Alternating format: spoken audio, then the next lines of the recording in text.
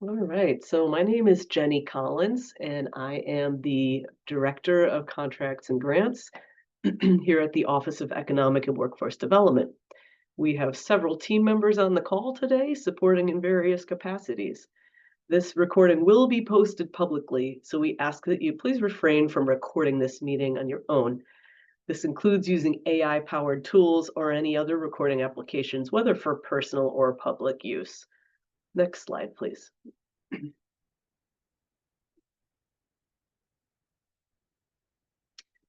Oh, so our overview for our presentation today will be starting with a welcome.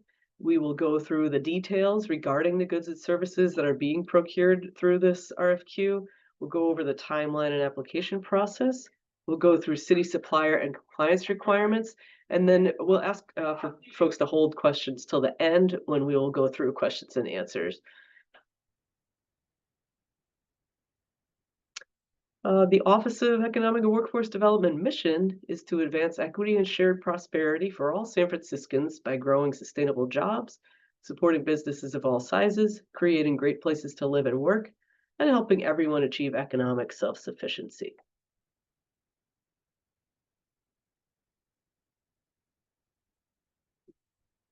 Next slide. Thank you. So about this procurement, which we're calling Request for Qualifications, RFQ number 227, this is a reissue of RFQ 227. The background on that is that in August of 2023, we partnered in partnership with the Small Business Development Center here in San Francisco. We issued RFQ 227. The purpose was to identify business consultants to provide counseling and training services to new and existing entrepreneurs. Through a provision of the San Francisco Administrative Code, we have the ability to reissue the exact same procurement as long as certain qualifications are met, and that's what we're doing right now. This gives us an opportunity to recruit additional consultants. Those who were qualified under the original RFQ are not required to reapply or requalify, although they can choose to submit updated information regarding their qualifications if they would like to qualify for additional service areas. And the original RFQ 227 pre-qualified pool will be extended for another 2 years. Services may be delivered in multiple languages and cover expertise in areas such as the following. There's the list here that reviews that. And there's a link at the bottom of this page here, which if you click on the link, that will take you right to the RFQ itself. Grants awarded through this RFQ are anticipated to begin on January 1st, 2026 or later, and we will share additional timeline details once award decisions are finalized. I will mention that qualified applicants are not necessarily guaranteed a contract. People will just be notified that they will be, whether they qualify for the qualified pool of providers. Next page, please.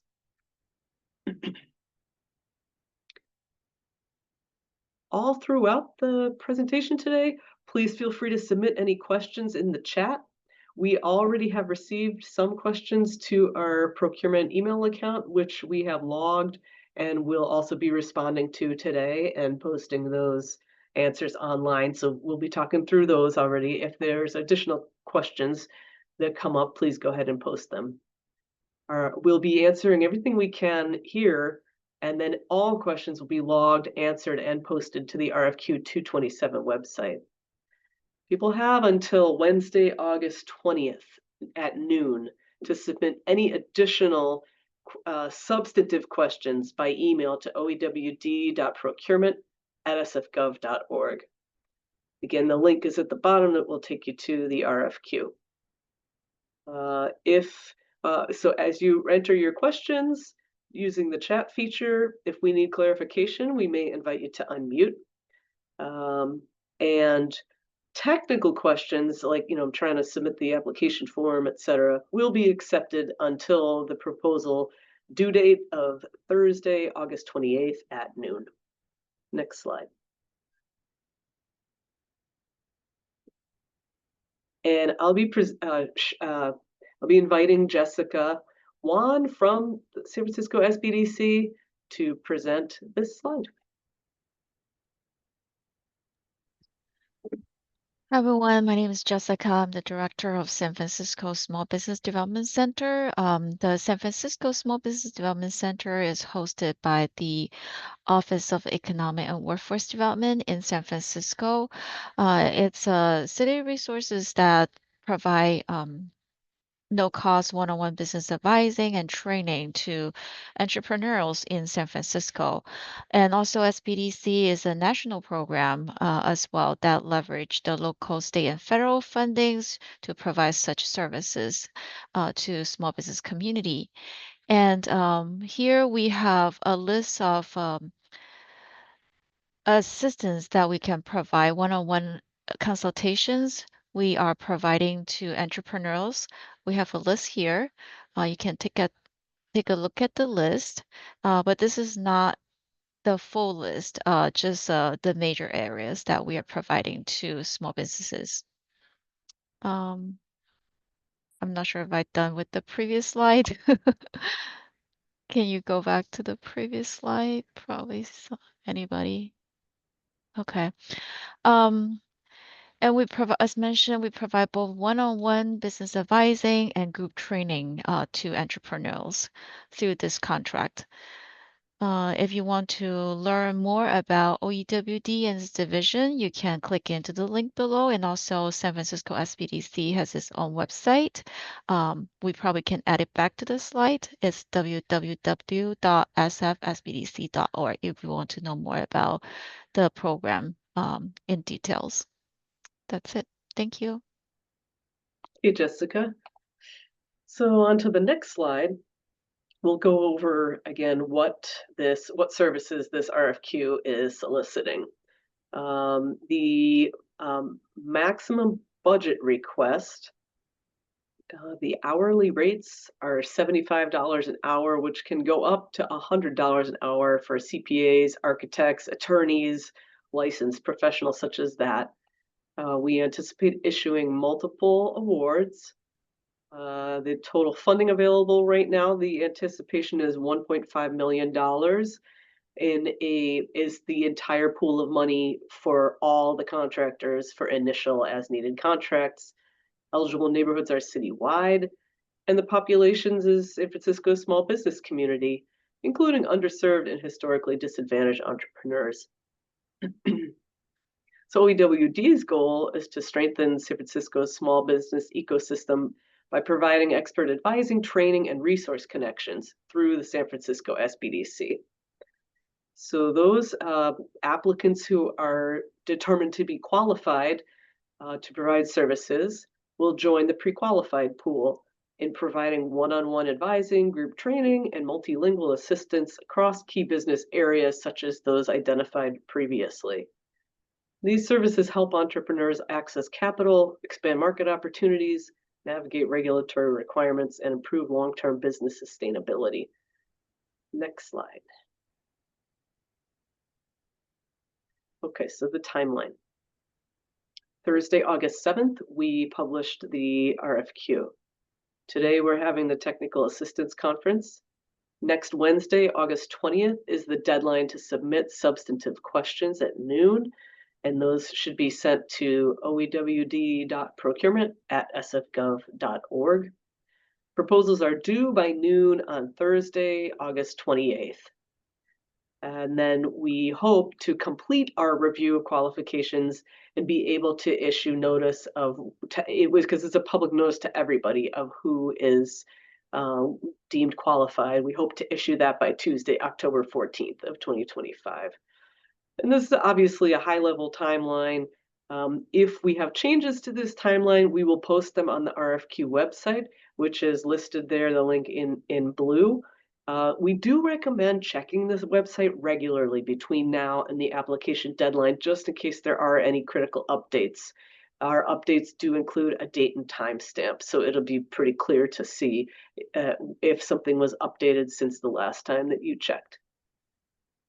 In the documents section on that website, you will find the required, you'll find a number of documents that and additional attachments that are relevant to the application. Next slide, please. And I'll say we do hope to publish our answers to the questions received by the 20th. We hope to publish those by the end of the day on Friday, August 22nd. And we will update the Q&A log as additional questions come in.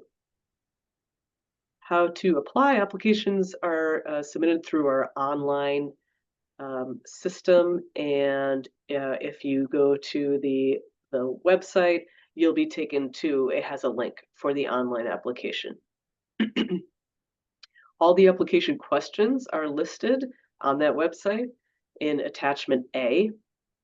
All components of the proposal package, including any supplementary materials, letters of support, must be submitted through the online system no later than Thursday, August 28th, 2025 at noon. One point I want to make is that the online application requires a certain number of references and a certain number of in regards to experience.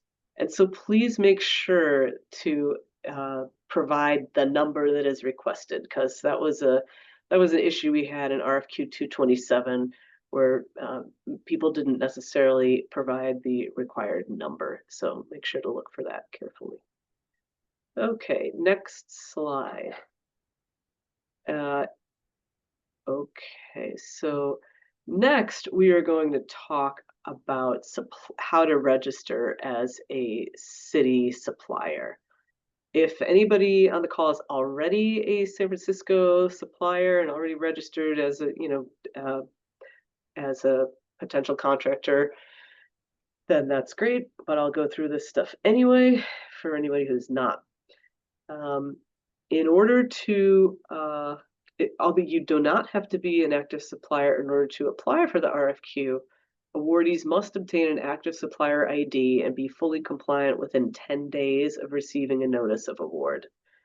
That includes completing all registration steps in the city supplier portal, providing necessary business and tax documentation, and meeting all compliance requirements such as city business tax registration and insurance coverage.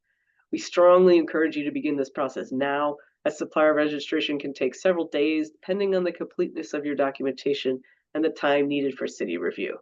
Suppliers who are not registered and compliant cannot receive city funds or enter into contracts. For more information on becoming a supplier or to start your registration, you can visit the SF City Supplier Portal at sfcitypartner.sfgov.org or contact the user desk at the provided email or phone number.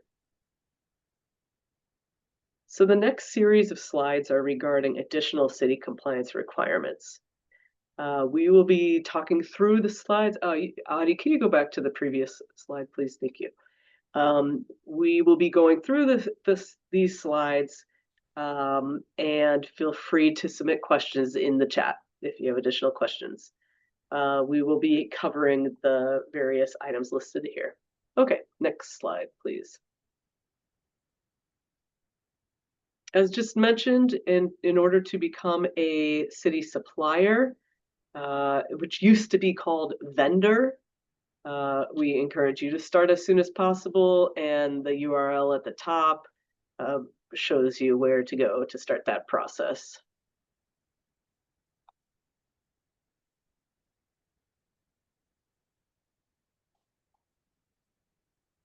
Next slide, please. So we encourage you to visit the supplier portal at sfcitypartner.sfgov.org and gather all required supporting documents before starting your application. You'll definitely need a W-9 and a tax ID or a social security number if you're a sole proprietor.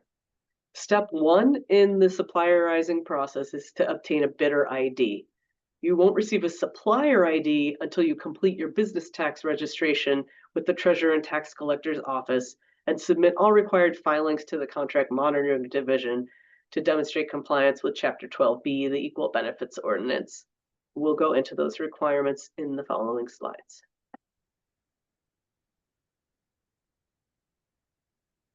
All businesses, whether nonprofit or for-profit, must be registered and in good standing with the California Secretary of State's Business Registry to be eligible for a contract. Your entity must be listed under its legal business name and maintain good standing with the Franchise Tax Board. This compliance requirement, you can verify your status by visiting the Secretary of State's website to look up your entity and confirm compliance. The one exception for this would be sole proprietors, who are not required to be registered in the Secretary of State. You can't, so that's okay. We will skip over the Office of the Attorney General slide because that just applies for nonprofits. Nonprofits are required to comply with that. Now we get into the first source hiring program, which for sole proprietors does not always apply in our contract. So we'll just go through this at a high level. So this was established under Chapter 83 of the SF Admin Code in 1998 and amended in 2009. And the idea is to create pathways to entry-level employment for economically disadvantaged San Francisco residents by connecting them to job opportunities. Next slide, please. And first source applies to covered employers are those who meet what's listed here. Have to hold city contracts over $50,000, conduct commercial activity in 25,000 plus square feet, lease space on city-owned property, receive city financial assistance, operate under city franchises or permits. So again, for our sole proprietors, this will not cover. And many of our advisors are not required to comply. Next slide. First source applies to entry-level positions. There is a projection form that must be submitted with each contract, just indicating agreement to comply with the policy if it ever becomes applicable. Next slide. Okay, this is the 5-step process. Again, this will not apply to our sole proprietors, and we will let you know if this needs to happen, but as you can see, there are many steps to the process. Next slide. So we'll be going through, these are some of the components of supplierizing. So we'll go through each one, and I'll talk about the treasurer tax collector first. Next slide. So once you have obtained your bidder ID number, or if you have a supplier number, that's fine too, you can go to the website listed here. If you are a new business not registered with the city and county of San Francisco yet, and then you can start there. Next slide. If you do not have a business account number yet from the Treasurer Tax Collector's Office, you would complete this questionnaire to help them determine your status. Next slide. And if you are not required to have a business account number, they will show you this form right here.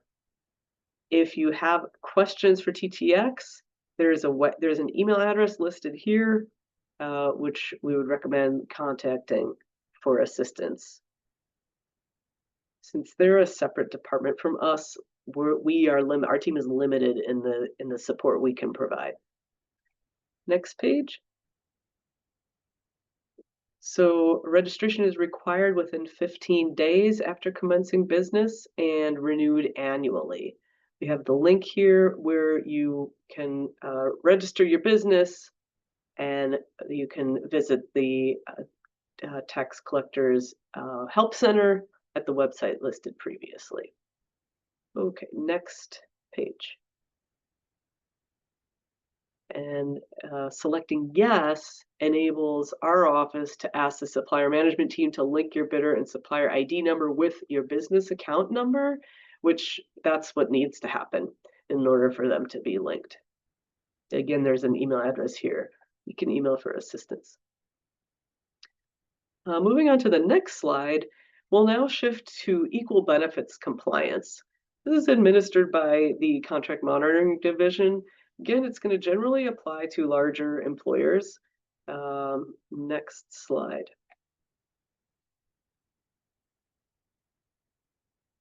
This ordinance requires city contractors to provide equal treatment for employer-sponsored health and well-being benefits. And that, as it says below, the requirements, employees who are in a domestic partnership are treated the same as married employees. Employees are given the option to add a spouse or domestic partner to employer-sponsored benefits. Proof of relationship or waiting period requirements are applied the same for employees that are married or in a domestic partnership. Next slide. There is a link which you could go to as a starting point for how to comply with the program. Then they will ask for the 3 compliance documents listed here: total number of employees, proof of employee count, and a memorandum summarizing benefits. And you complete the online declaration. Next slide. And this slide explains what to do if you don't have benefits, you have 0 employees, or employees have no partner or spouse. Then the slide explains that compliance is required but simpler. If you don't provide benefits on the declaration, you respond with no. If you have 0 employees, you can provide the IRS Form 1040 Schedule SE for individuals, or you could self-certify through Contract Monitoring Division.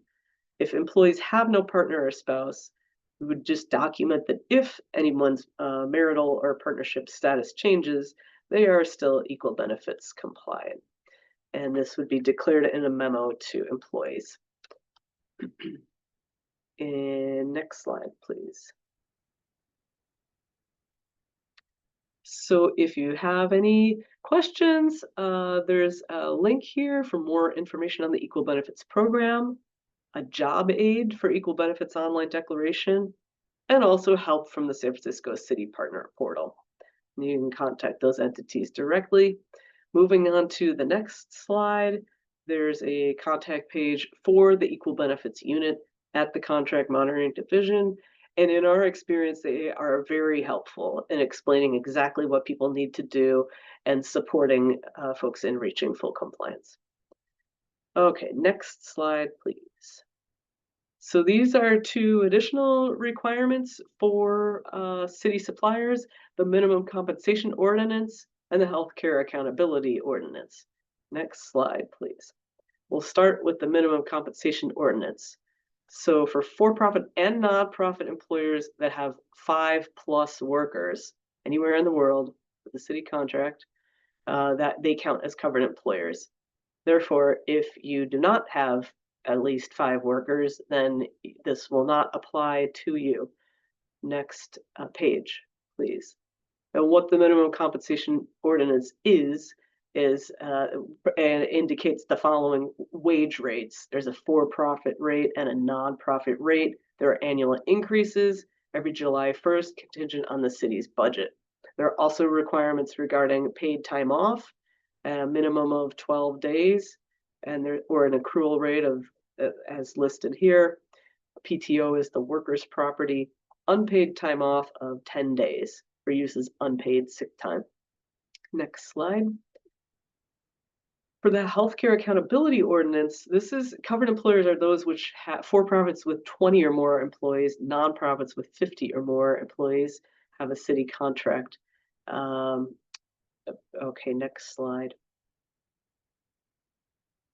So the employer chooses how to comply with HCAO depending on where the work is performed. We'll just move right on to the next slide, please. Thank you.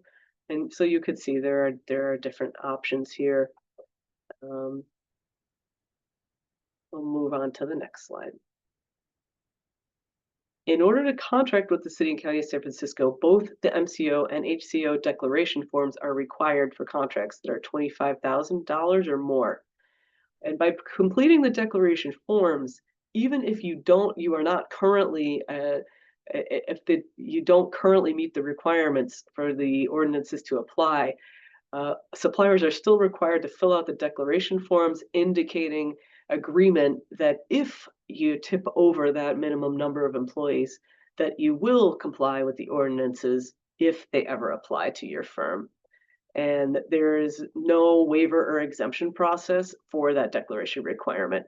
So even though those might not apply to, if you're a sole proprietor, it might not apply to you right now, you will still be asked to fill out the form, just saying you understand the program and you will agree with it if you ever if it ever becomes relevant to you. Next slide. So it's the Office of Labor Standards Enforcement, OLSE, which administers these programs. And here on this page, you can see the OLSE website, as well as web pages specific to the minimum compensation ordinance and the healthcare accountability ordinance, and as well as contact information. Next slide. Okay, so at this point, please go ahead and submit. If you have any additional questions, please submit them in the chat. Our team will answer as many questions as possible at this session. All the questions will be logged, answered, and posted to the RFQ 227 website listed below in the link there in blue. You may still submit substantive questions until Wednesday, August 20th by noon. Again, technical questions about how to complete the application on the online application can be asked all the way up to the deadline. Another tip we would have is to don't wait till the last minute to submit an online application. Sometimes the traffic gets so high right at the last few minutes that the system can get kind of jammed. So don't delay in submitting. You are welcome to submit questions anytime during using the chat. We might ask you to unmute. And yeah, with that, Audie, can you flip to the last slide, please? And this just reiterates the website for the procurement and the place to email our team. If there's any questions about this at all, please, rather than contacting any one of us individually, we really have to make sure with public funds that everyone has the same access to information. So it's really important. Please send any questions to oewd.procurement@sfgov.org. Our whole team monitors that, and we'll get your question and we'll get responses back to you. And if you're interested in signing up for the department's mailing list to get information on future procurements, this is where you can do that. So, okay, maybe we will leave that slide up just for a minute. And we'll see, do we have any questions in the chat? Let's see. Okay, I see a question here from Ari, and I will just cue our team. So team, if you could please, you could just copy and paste the question out of the chat here into our log. That's great. We'll be able to, already done. Fantastic. And then also, I will actually I'll ask if somebody on the team can pull the active link for where to sign up on the website and post it in the chat. That would be great. I'm actually gonna start with reviewing some of the questions that were already submitted to the procurement email address. So one question was, are services required to be delivered in person, or can they be conducted virtually? Our response is advisors are independent contractors to the Small Business Development Center program. It is the advisor's preference to meet clients in person or virtually. Another question, will travel be reimbursed if in-person participation is required? I reside in San Diego. The response is no, travel is not reimbursed. Another question. I understand the importance of client confidentiality. If I'm unable to share identifying client data publicly, will other materials suffice as proof? Our response is advisors record client information and session notes directly in the Small Business Development Center Customer Relationship Management CRM system. This confidential client data is for SBDC internal use only and is not shared with any outside entities. Next question, what is the payment schedule for contractors? For example, monthly upon completion or per session? The answer is advisors invoice on a monthly basis. Invoices are due by the 5th of the month after charges were incurred, and payment should be issued within 30 days of the date of invoice submission to the invoicing portal. Next question, and Jessica, I'll actually ask your help with this one too. The question is there a cap on billable hours or deliverables per month? I can say the hourly rate, the consultant rate is $75 hourly, although CPAs, architects, and attorneys may be paid up to $100 an hour. Jessica, is there anything you would add on a cap on billable hours or deliverables per month? Yeah, a program like other programs, we do have a budget. So we do have some internal control measurements to make sure that you are over, you do not run over many hours with a particular client. But to your question, we don't really have a cap. If we do need to provide a service to clients. But also that cap is governed by the overall program budgets. We can't pay you what we don't have. But we do have internal control measurements to make sure that you're delivering the service that we can pay for. In addition, the contracts, if an advisor is selected to provide services, the contract amount would also function as a cap on the amount of services to be provided, because the not to exceed amount of the contract would be the maximum amount that could be billed in total. Next question, are there opportunities to deliver workshops or coaching for multiple San Francisco Small Business Development Center regions through this contract? And the answer is services through this contract are provided to San Francisco Small Business Development Center clients.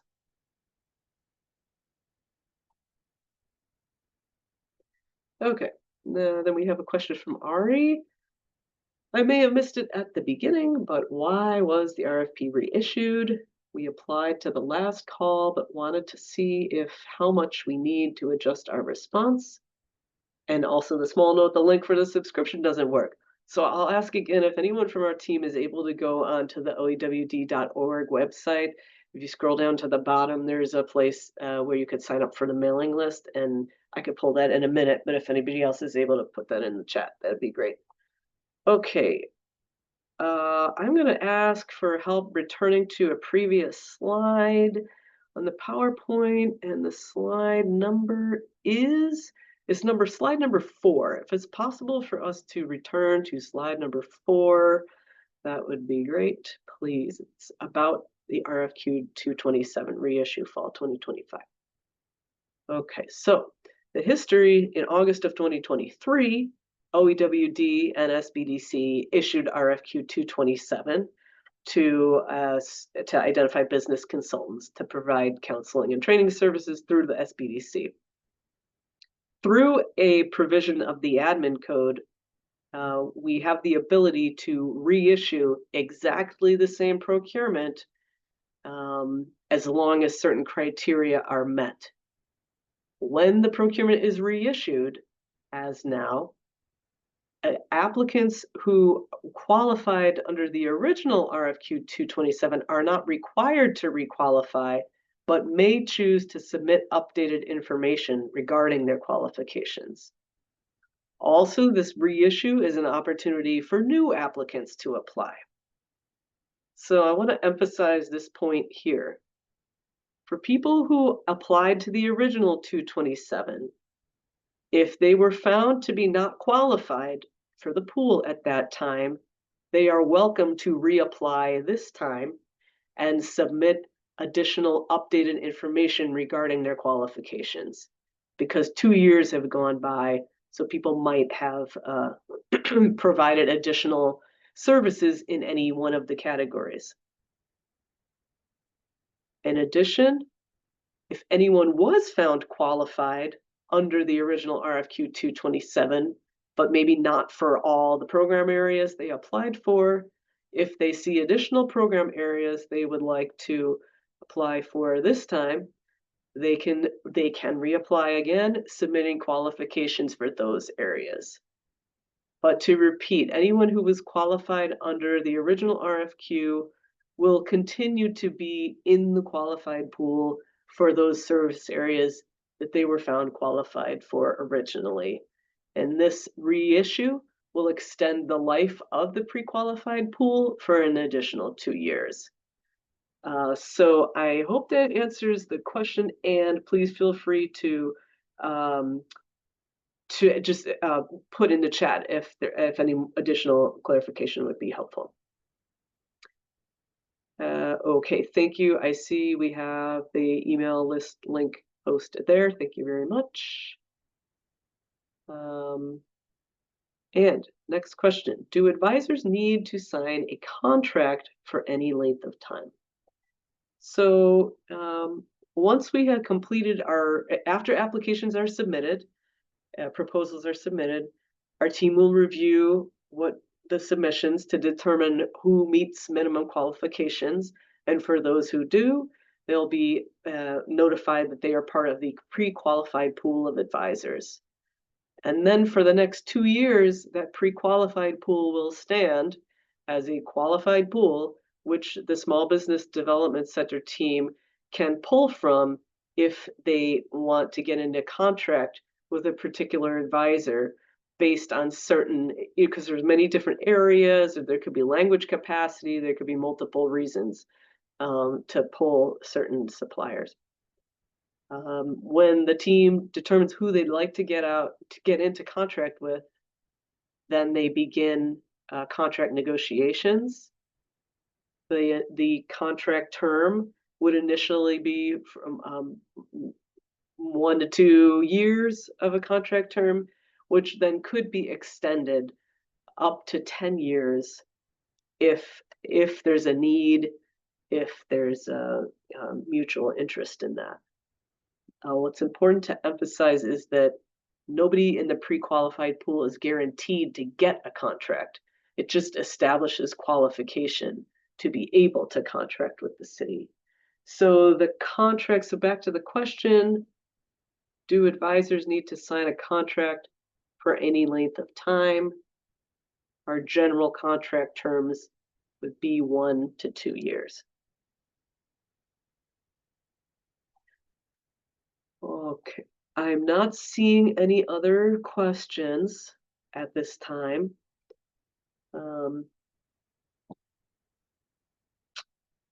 So if we are complete, we are complete.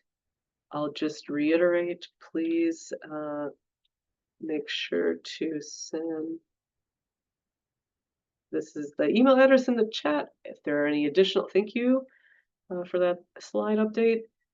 If there are any additional questions, please go ahead and email them to oewd.procurement@sfgov.org. Our team will be monitoring that mailbox so that we can respond as promptly as possible. Make sure to get any substantive questions in by Wednesday the 20th at noon, and we hope to be posting responses by Friday the 22nd at the end of the day. So thank you very much, everyone, for attending. And we will end here. Thank you. Bye. Bye.